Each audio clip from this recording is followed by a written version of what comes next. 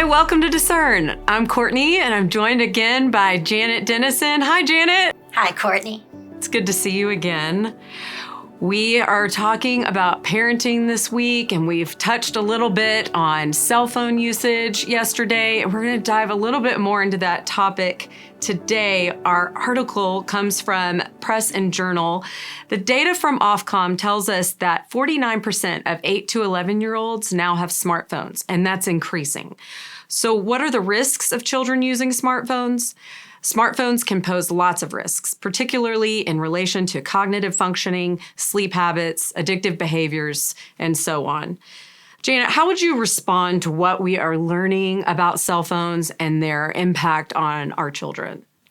Oh, I think about this a lot. A cell phone is one of the safest things you can give your child. They can always call you.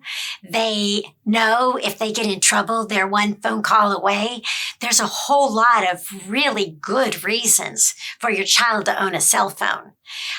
It's almost impossible for them to feel like part of the crowd if they're the only one who doesn't own a cell phone.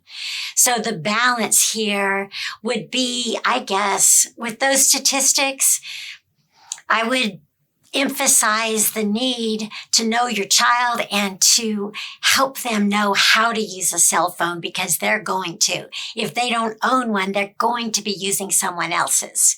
Either way, they exist. It's such a good point. I think a lot about how I want to keep them from my children, but then I know that they will enter the world and leave my home getting a cell phone. So I want them to learn to use it in my home.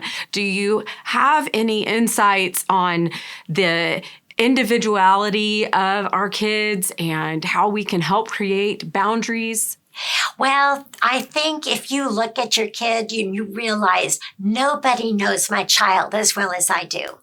There are those children who are very sensitive, and they may need to be protected from the social media that they find on the home. We know if our child is getting too much sugar, we just take that sugar out of their diet. We know if our child is sitting around too much, they need to be given 2 or 3 chores just to get them up and get them moving.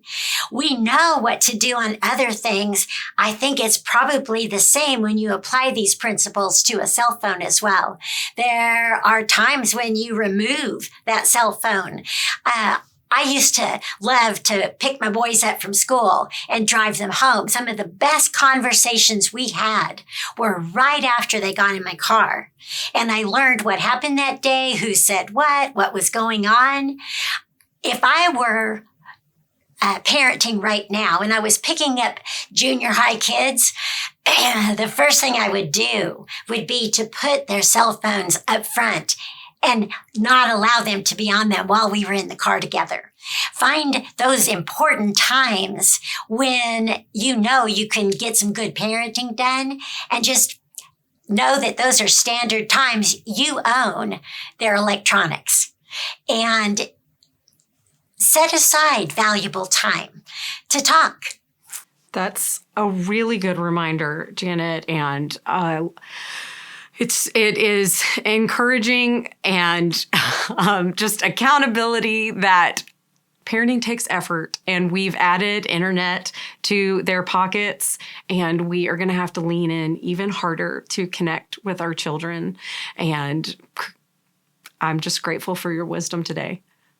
One last comment. I learned it when I was young, and I used it in parenting about as much as anything. Irma Bombeck was a comedian way back when there were only 3 channels on the TV. And Irma Bombeck said something that I filed and I parented with it. She said she and her son were having an issue one day, and he just looked at her and said, "I hate you." And she looked at him and said, "Well, I love you enough to let you hate me." Never lose that in parenting. You do what you do because you love them, not because you don't. And they'll know that. Even if they don't like it, you're the parent. Love that. Thank you, Janet. We'll end on that note. We'll see you next time on Discern.